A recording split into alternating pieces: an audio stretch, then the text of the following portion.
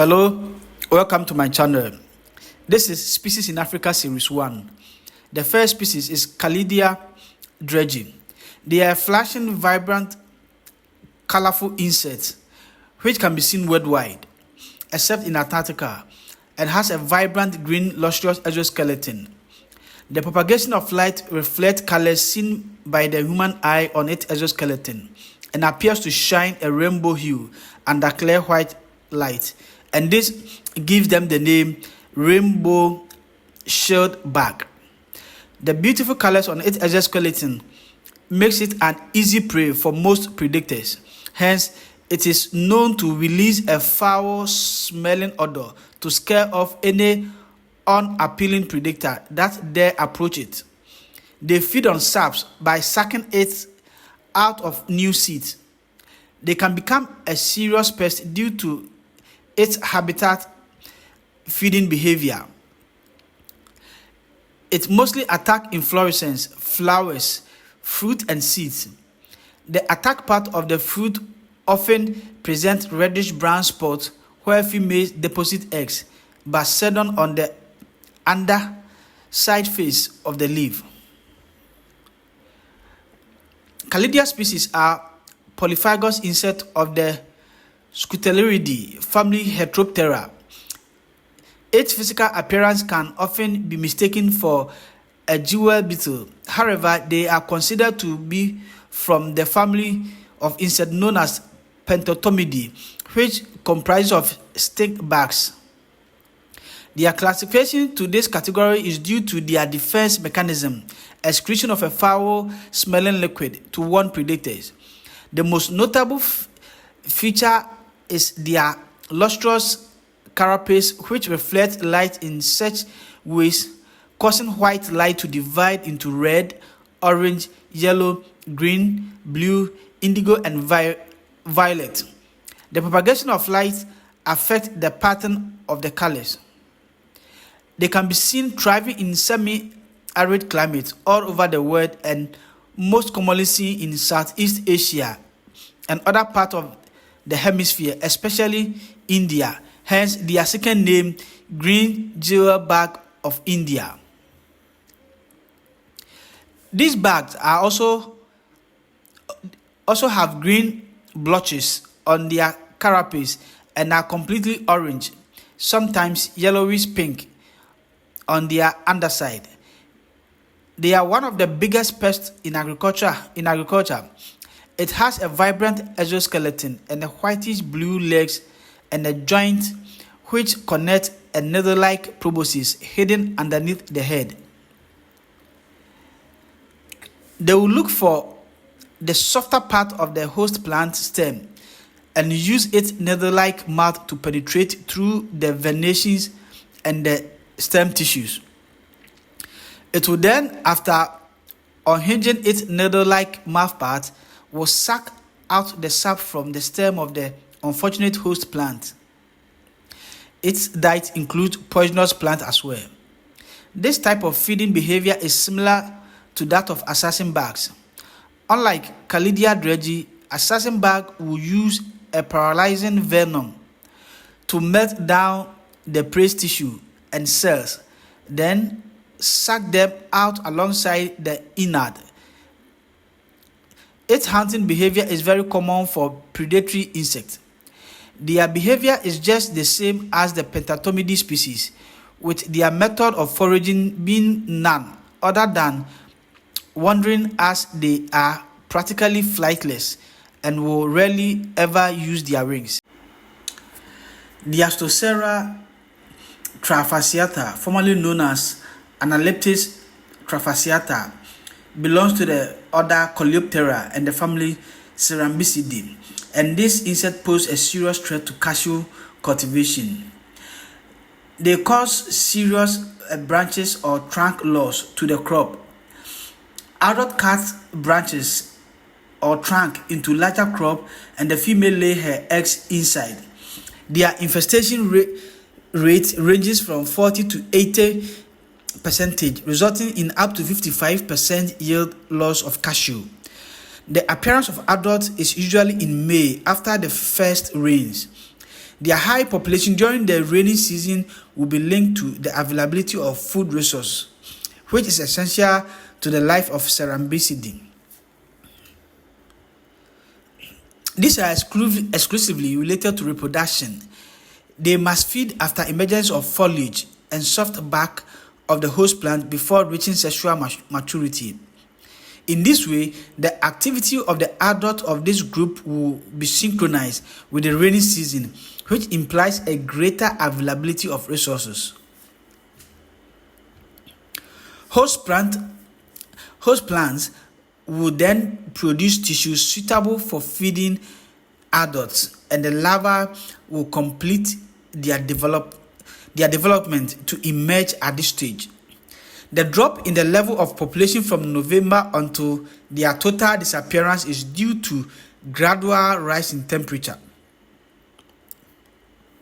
This temperature level would exceed the adult survival threshold of D.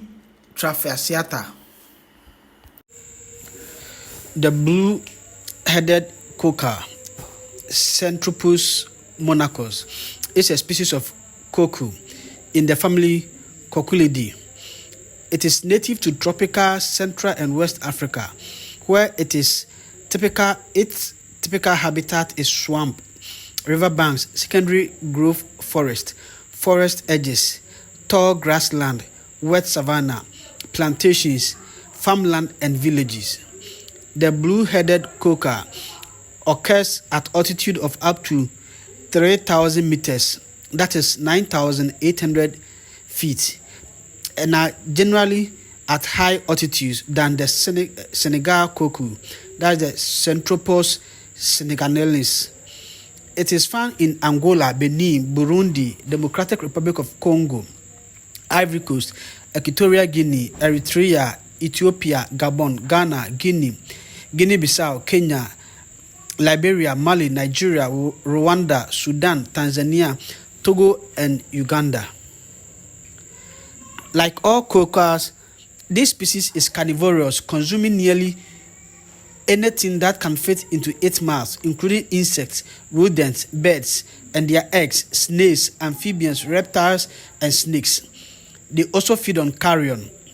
The blue-headed coucal is a medium-sized species growing up to 45 to 52 centimeters, that is 18 to 20 inch in length. The sexes are similar, the adult having the head, side of neck, and back black, glossed with blue, the lower back and rump black, the wings predominantly deep chestnut, and the tail black, glossed with green or bronze. The underparts are white or pale buff. The eyes are dark red, the beak black, and the legs and feet grayish black. The juvenile is similar to the adult, but the black areas are dull rather than glossy. The head is streaked with rufous buff. The wings are dark chestnut, heavily barred with dark brown, and the back and tails are barred with buff. The throat and breast feathers are spotted with black. There are about 30 species of coucal, and many of them have a very long claw on their hallus, that's the hind toe, and it's a distinctive character that sets them apart into their own subfamily. This claw ranges from 23 to 76% of the bird tarsus length, depending upon the species. Even though the coucals have traditionally been placed into Coucoulidae, that is the coucus, a number of authorities argue that, based on DNA evidence, they belonged in their own separate taxonomic family, Centropodidae.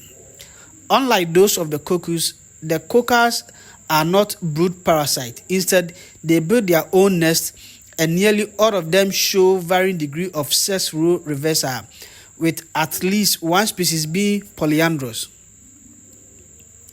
Supposedly, adults can carry their chicks whilst flying, even though they are reported to be poor flyers.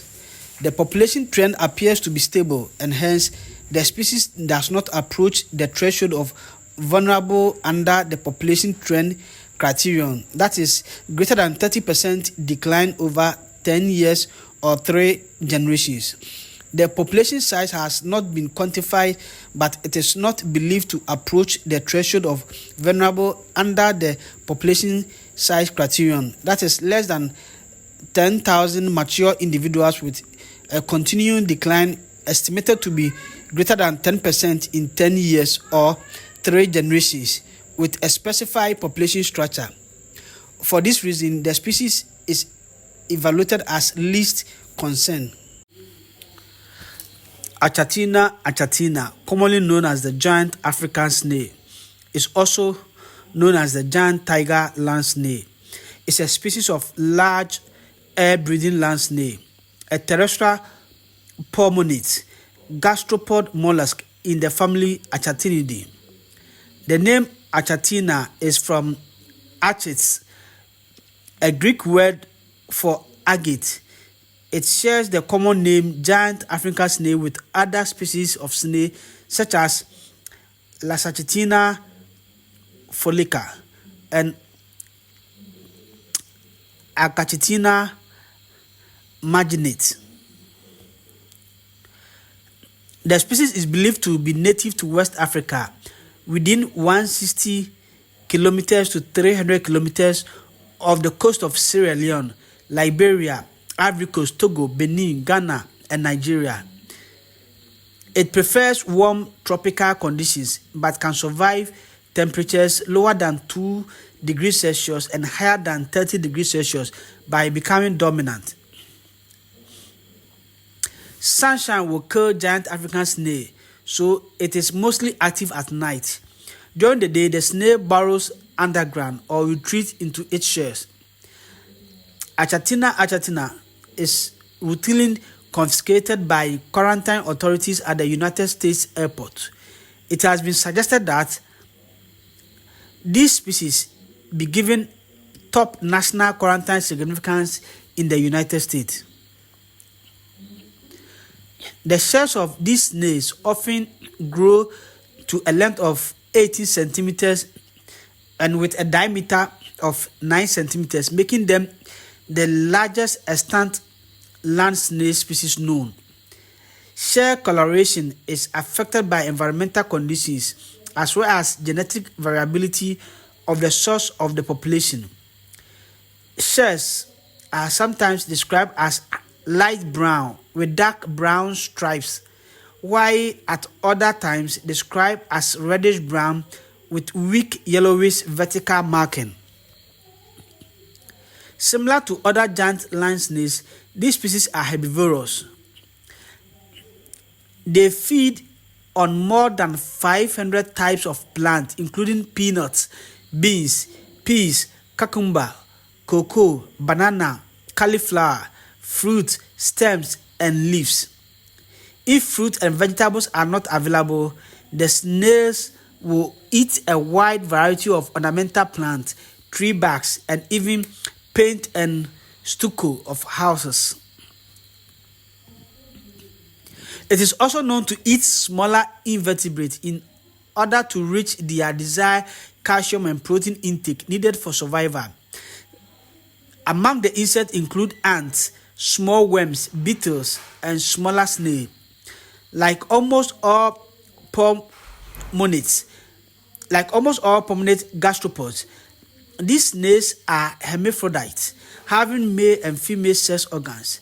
Both partners of a mating pair will produce offspring as they can simultaneously fertilize each other.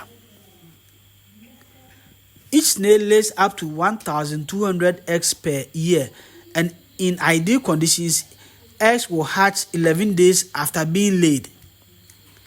Hatchlings will mostly eat sand and rocks for shell formation. Lifespan is generally 3 to 5 years, but periods of hibernation can prolong lifespan up to 9 years. When fully grown, its shell consists of 7 to 9 whorls with a long, great swollen body whorl. The brownish shell with darker brown lengthwise strips cover at least half of the length of the snail. Although this species thrives in tropical and subtropical areas, it can survive in cold conditions. In winter, in the northern United States, the snail will become slow and sluggish, almost hibernating until warmer weather returns. Achatina is an important source of animal protein for West African forest-dwelling ethnic groups, and there is potential for commercial farming. This species, substantial size and potential for rapid population growth can make the snail a serious pest when introduced into a non-native ecosystem. The population size of this species can be curtailed through disease caused by bacterium Aeromonas hydrophila, but it often has no other natural enemies. The giant African snail, Lesachatina folica, was first found in southern Florida in 1960s, and it took 10 years and $1 million to eradicate it.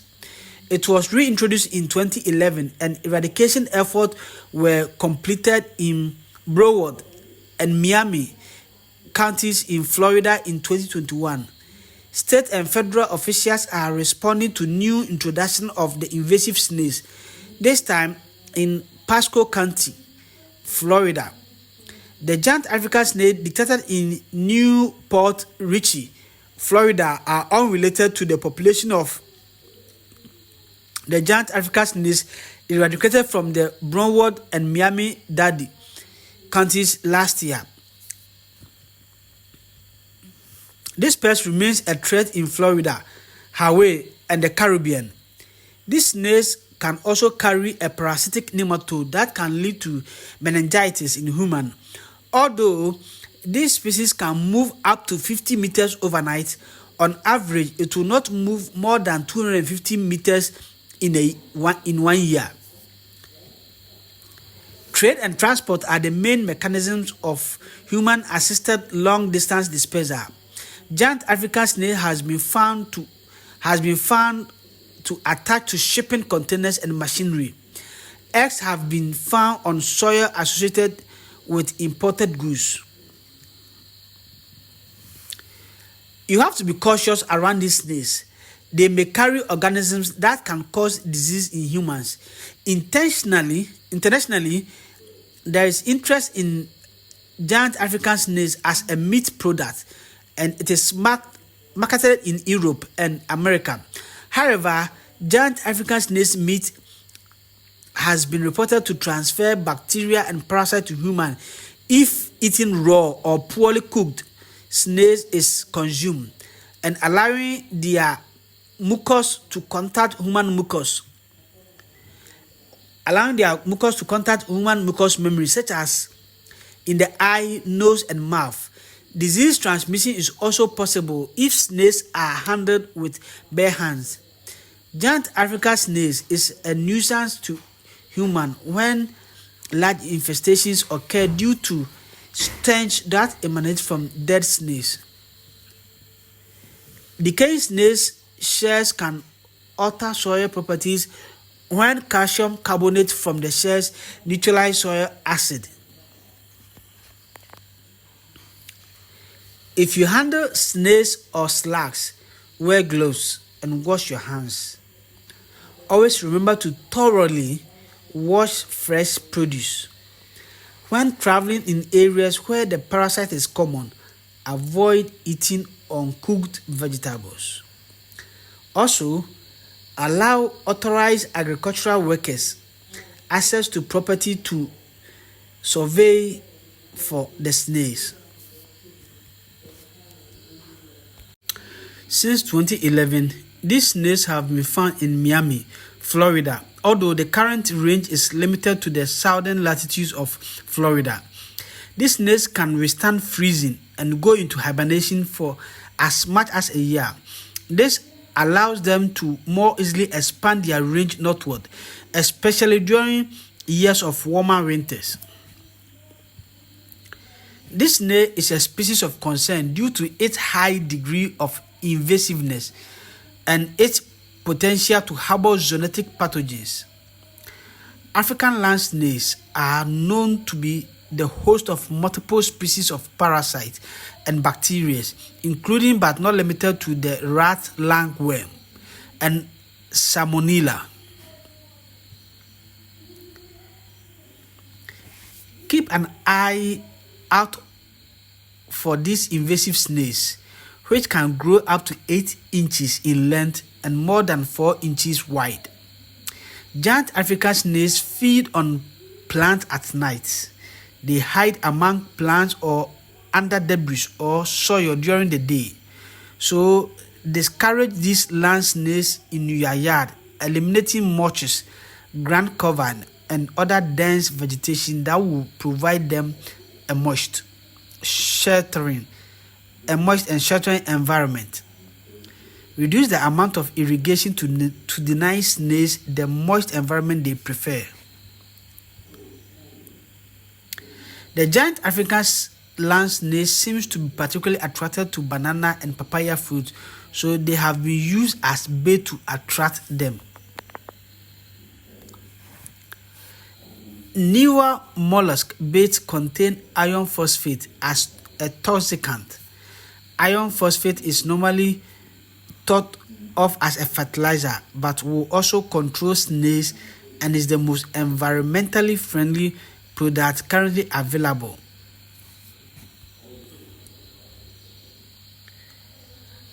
Iron phosphate baits are used in a variety of settings, such as lawns, gardens, and non-crop areas. Snail baits that contain toxicants are available at garden centers but should be used in accordance with label instructions. Scatter the bait material around susceptible plants, as this will increase the probability that the snail will find and eat the litter bait. Methaldehyde containing bait have long been useful and remain available. Although effective methaldehyde containing formulations are quite toxic to pets and wildlife, so we discourage their use. Bait formulation containing boric acid also are available. The African river ant, Ocophila longinoda, belongs to the order Hymenoptera and the family Formicidae, and they are predatory species which control a wide range of insect pests in multiple crops. The species is increasingly being used in biological control programs in tropical plantations. A stable and high population level is usually required for effective control of insect pests. Introduction of Ocophila into crop food requires mapping of colonies and natural habitat, subsequent harvesting, and transplanting. However, the transplantation of colonies into new plantations is hampered by the difficulties in finding the single maternal queen in colonies comprising up to several hundreds of nests.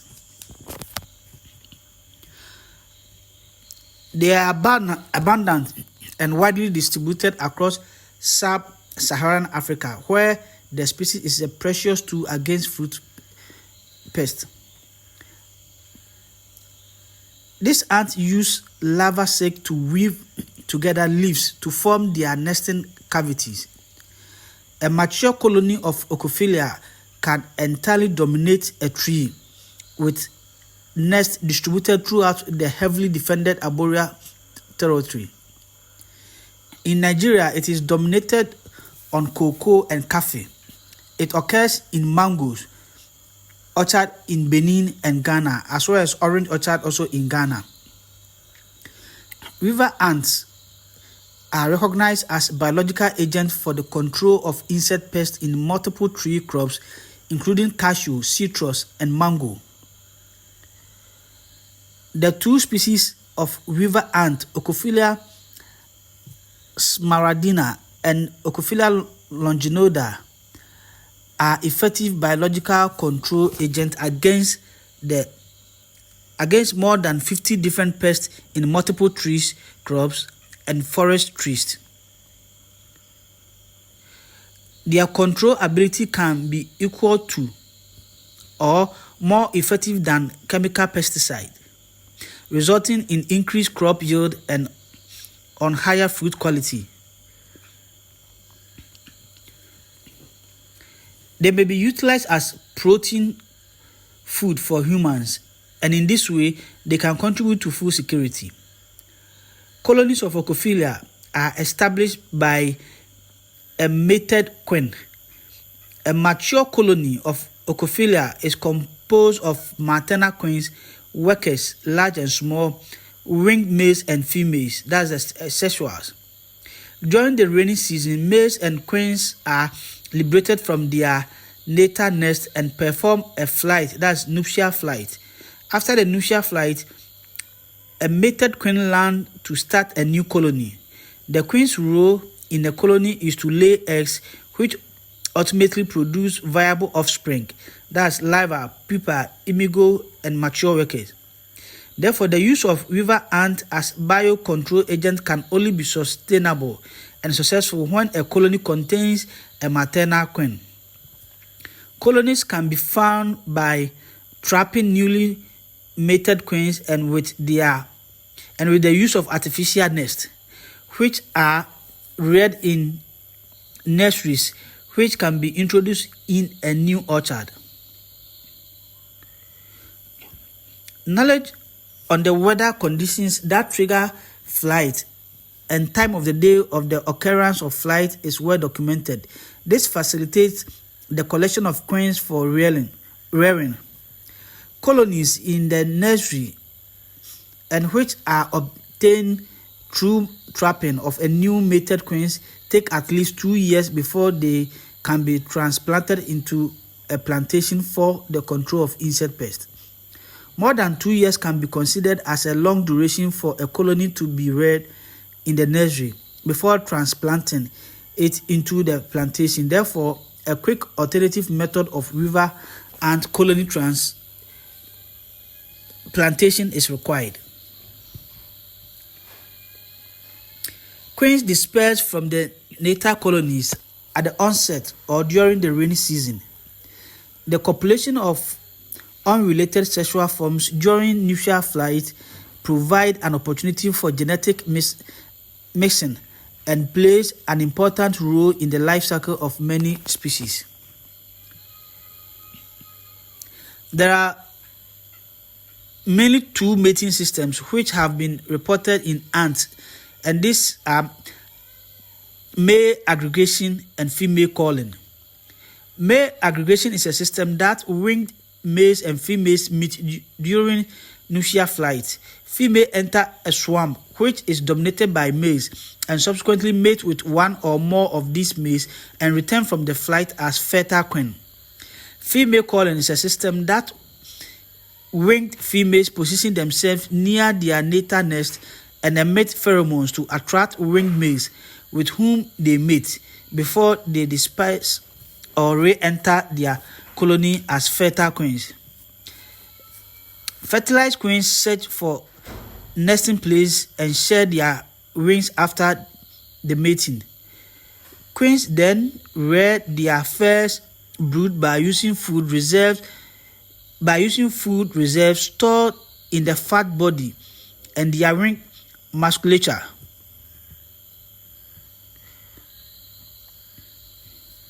Measures to support the ants are relatively simple and may include modifying or limiting the use of insecticides, transplanting ant colonies into plantations, providing intra-colony host tree connection. This can be with rope, posts, or lianas. Pruning trees to reduce fighting between neighboring colonies. Providing supplementary ant feeding, that is sugar, water, and sometimes protein during part of the season. Providing artificial nesting site to the ants. Limiting the actions of competing competing ant species. For example, by avoiding clean weeding under host trees, by applying sticky barriers around tree trunks, or by chemically or physically controlling undesired species. Using these low-cost measures can be maintained in monocrop plantations in most systems, though maize cropping will further facilitate ant population and is a prerequisite in few cases.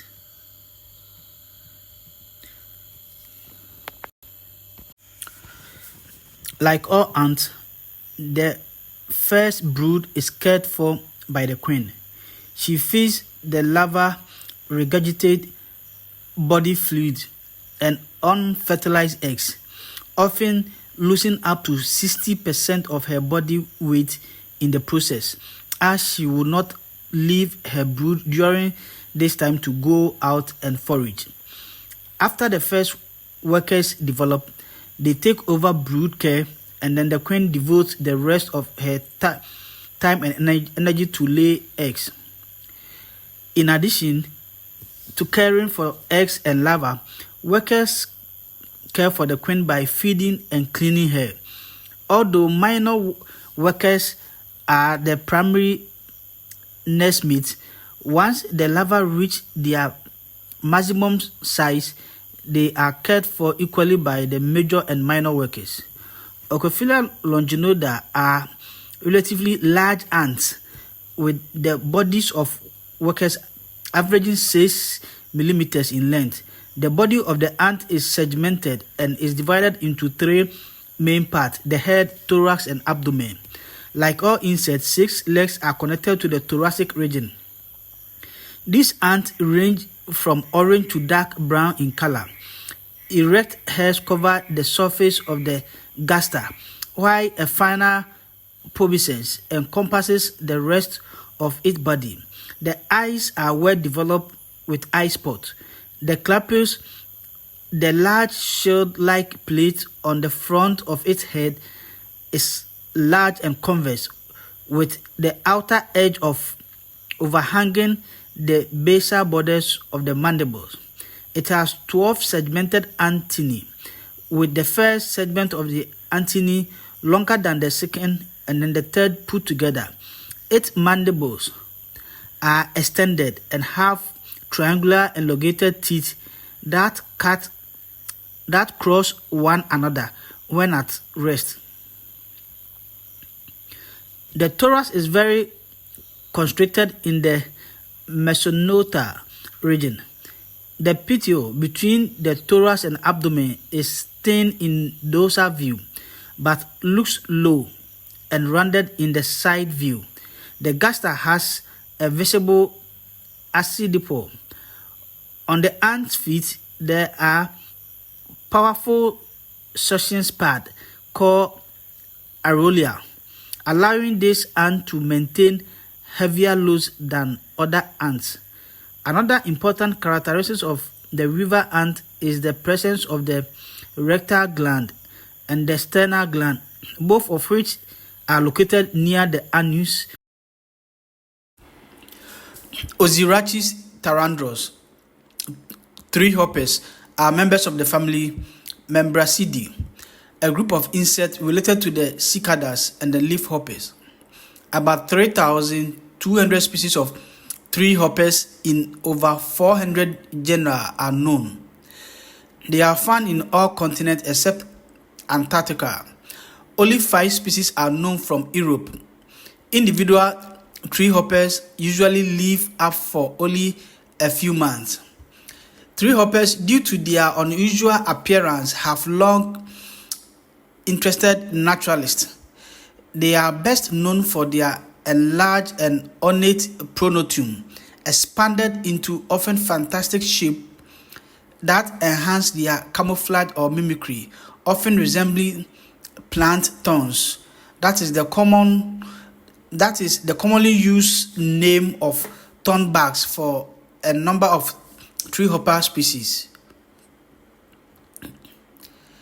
These species have specialized muscles in the hind femora that unfurl to generate sufficient force to jump. It had been suggested that pronotal helmet could be serial homologous of insect wings, but this interpretation has been refuted by several later studies. The specialized pronotum or helmet may not be simply an expansion of the prothoracic sclerae, but a fused pair of dorsal appendages of the first thoracic segment. They may be serial homology of insect wings, as I have said, which are dorsal appendages of the second or the third thoracic segment. Evidence of this theory includes the development of the helmet, which arises as a pair of appendages attached to each side of the dorsal prothorax by an articulation with muscles and a flexible membrane that allow it to be mobile. Also, the same genes are involved in development of the helmet and the wings. Distinguishing males from females is accomplished by looking at the male genitalia. Individual tree hoppers usually live for several months. Tree hoppers' nymph can be recognized by the tube-like knife abdominal segment,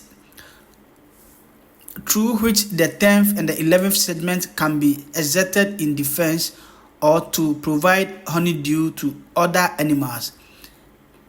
The tube is longer compared to the rest of the body in early instar compared to late instars. Tree hoppers pierce plant stems with their beak and feed upon sap. The young can frequently be found on herbaceous shrubs and grasses, while the adults more often frequently found on hardwood species. Excess sap becomes concentrated as honeydew, which often attracts ants. Some species have a well-developed ant mutualism, and these species are normally gregarious as well, which attract more ants. The ants provide protection from predators. Tree hoppers make thorns to prevent predators from spotting them.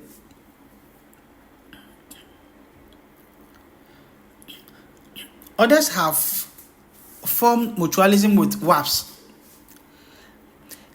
and even geckos form mutualistic relationship with tree hoppers, with whom they communicate by small vibration of the abdomen. Mutualisms are not done only for protection against predators. Nymphs of the tree hoppers have higher survivorship in the presence of ants even when predators are absent. This is suspected to be because uncollected honeydew leads to the growth of sooty moths, which may hinder excretion by tree hoppers and photosynthesis by their host plants. Ant collection of honeydew thus allow tree hoppers to feed more. Eggs are laid by the female with her saw-like ovipositor in slit, which cuts into the cambium or live tissues of stems, though some species lay eggs on top of leaves or stems. The eggs may be parasitized by wasps such as the fairy flies. The female of some Membracidae species sit over their eggs to protect them from predators and parasites, and may burst their wings at intruders. The female of some gregarious species work together to protect each other's eggs. In at least one species, mothers serve to attract ants when nymphs are too small to produce much honeydew. Some other species make feeding slits for the nymph. Most species are innocuous to humans, although a few are considered minor pests. Cincilla lateralis, that's the ground skink, belongs to the order Squamata of lizards and snakes. The little brown skink is a ground dweller with dark brown or black strips and speckling along the sides. This species is the most abundant forest-dwelling lizard in the state, and its population is considered secure. Hiking along a forest trail, you may hear this small lizard scurrying through dead leaves, but you seldom see them. Missouri's smallest species of lizard has a brown or grayish-brown ground color with a wide dark brown or black strips down each side on the back, from the snout to the middle of the tail. Usually, there are small dark flecks on the back and side. The belly is light yellow, white, or gray. Adult total length is 3 to 5 inches. Adult females are larger than adult male. Adult females average larger than adult males. Females are also larger in total length than male. Complete tail length relative to total length are similar in both sexes.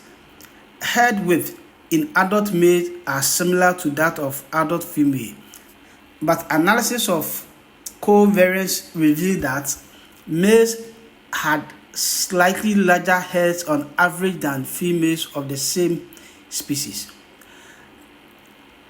There are no sexual differences in color or pattern.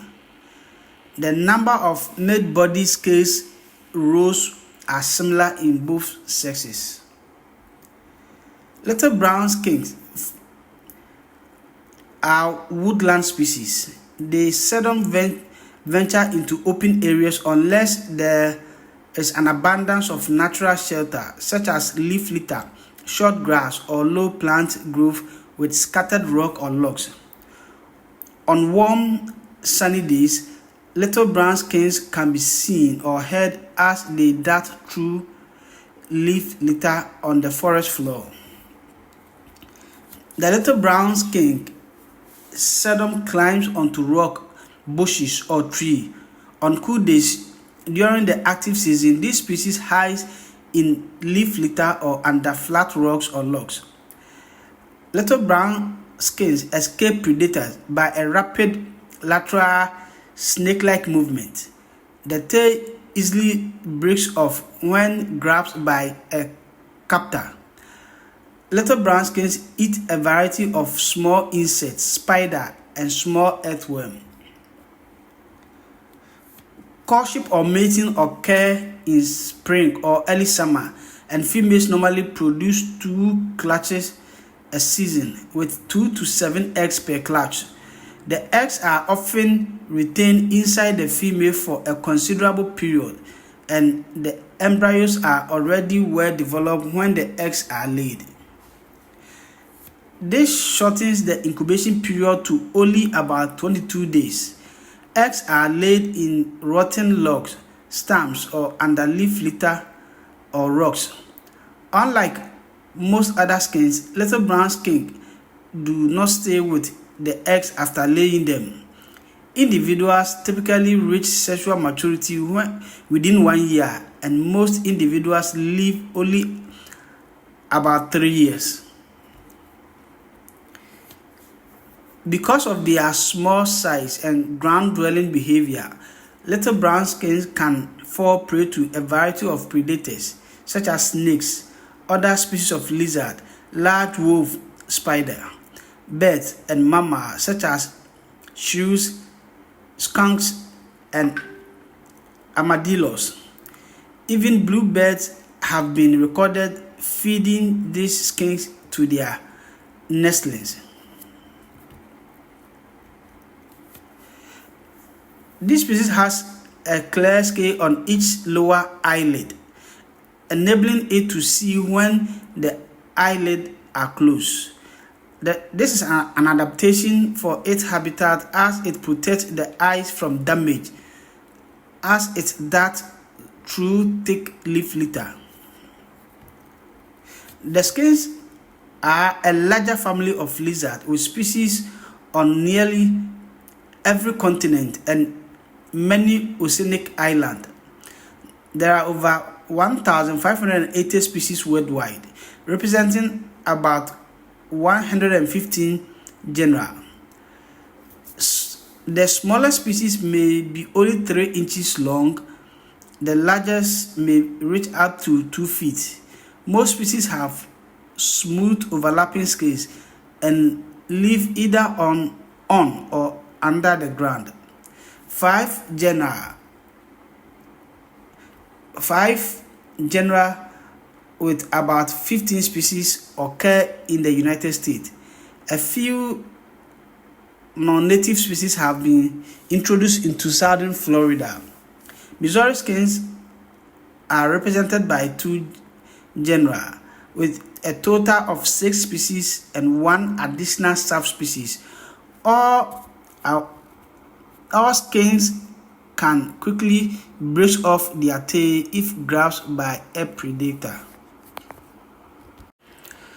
Little brown skinks can be active any month of the year if temperatures are warm enough. Most of their seasonal activity occurs from April through October.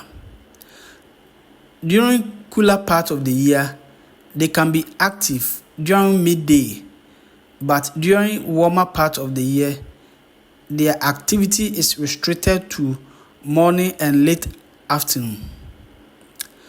Most of their time is spent moving in and out of leaf litter in search of small insects.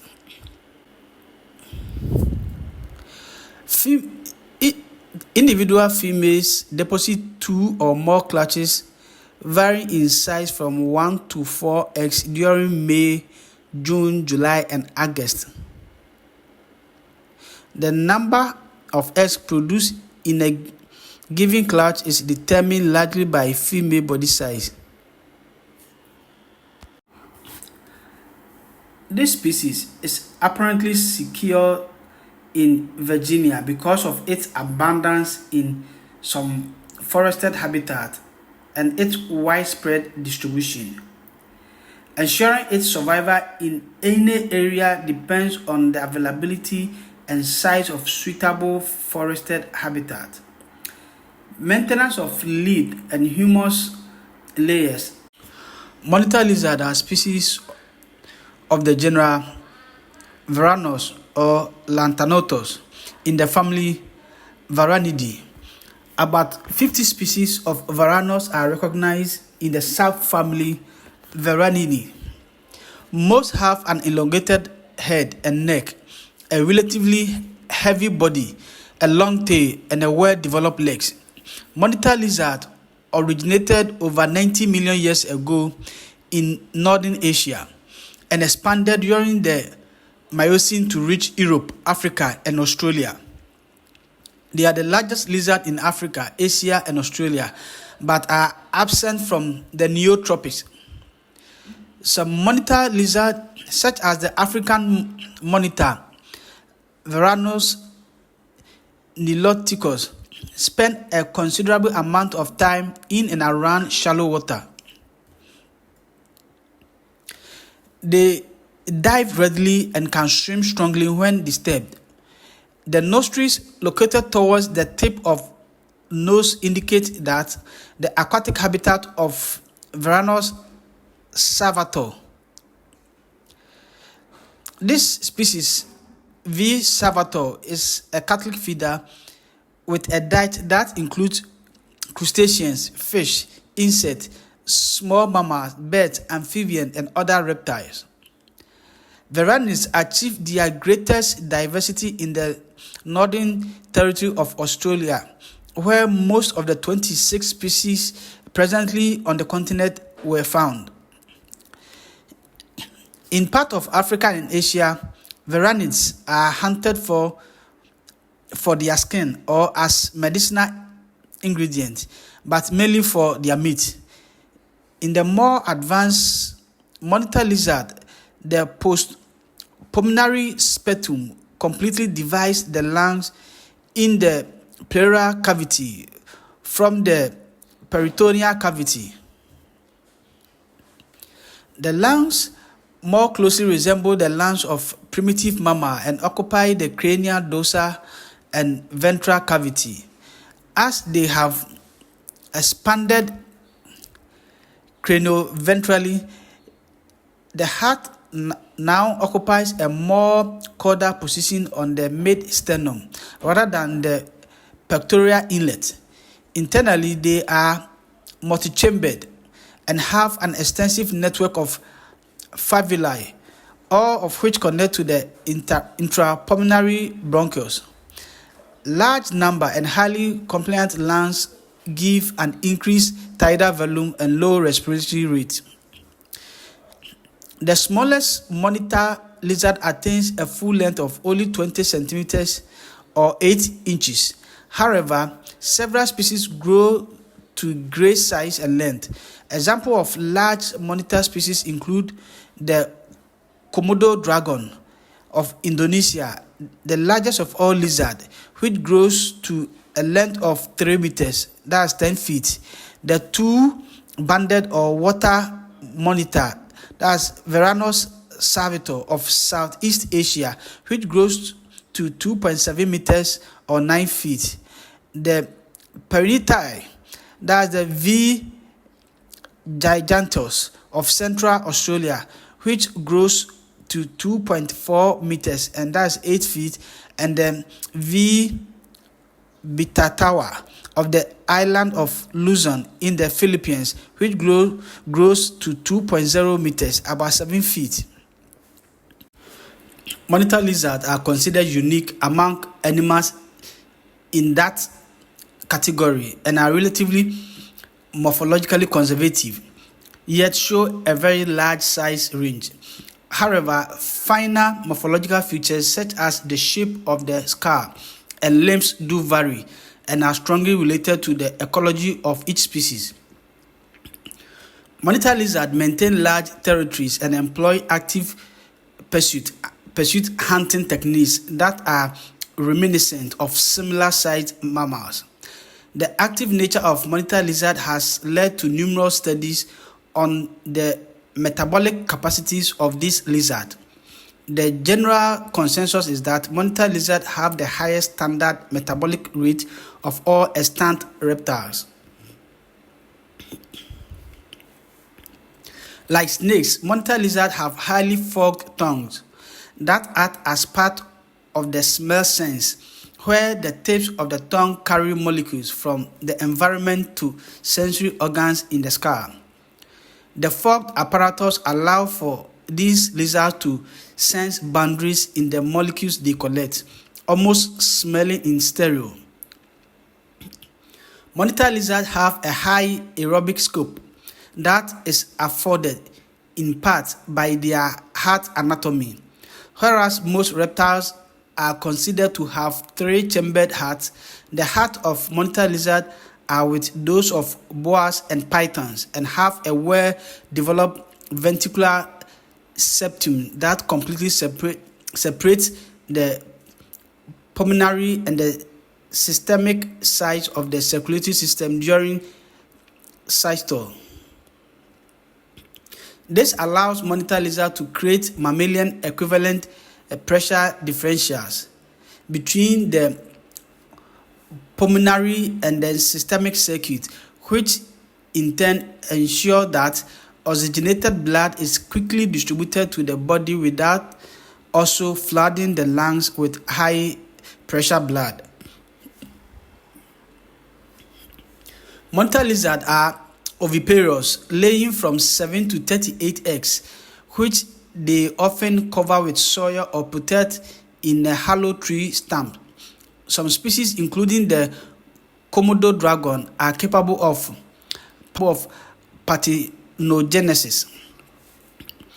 Anatomical and molecular studies indicate that all varanids and possibly all lizards are venomous. Unlike snakes, monitor lizard venom's glands are situated in their lower jaw. The venom of monitor lizard is diverse and complex as a result of the diverse ecological niches monitor lizard occupied. For example, many species have anticoagulant venom, disrupting clotting through a combination of fibrinogenesis and blocking platelet aggregation. Among them, arboreal species such as the tree monitor and the banded monitor have been far the strongest fibrinogenelytic venom. As a result, wounds from monitor lizard bite often bleed more than they would if they were simply lacerations. Venom may also cause hypotension. In some species, such as the Komodo dragon and the desert monitor, venom also induces a powerful neurotoxic effect. In the latter species, for instance, envenomation causes immediate paralysis in rodents but not birds, and lesser effect of the same nature in humans. Anatomical monitor lizards are poached in some South and Southeast Asian countries as their organs and fat is used in some traditional medicines, although there's no scientific evidence as to their effectiveness. Monitor lizard meat, particularly the tongue and liver, is eaten in part of India and Malaysia and is supposed to be an aphrodisiac. In part of Pakistan and southern India, as well as in northeastern India, particularly Assam, the different parts of monitor lizard are traditionally used for treating rheumatic pain, skin infections, hemorrhoids, and the oil is used as an aphrodisiac lubricant. Large-scale exploitation of monitor lizard is undertaken for their skin, which are described as being of considerable utility in the leather industry. In Papua New Guinea, monitor lizard leather is used for membranes in traditional drums called kundu, and these lizards are referred to as kundu palai or drum lizard in Tok Pisin, the main Papuan trade language. Monitor lizard skins are prized in making the resonant part of sedges, that's Bodo folk syringes, and doteras, native string instrument of Assam, Bengal, and other eastern states. The leather is also used in making a Carnatic music percussion instrument called kanjira.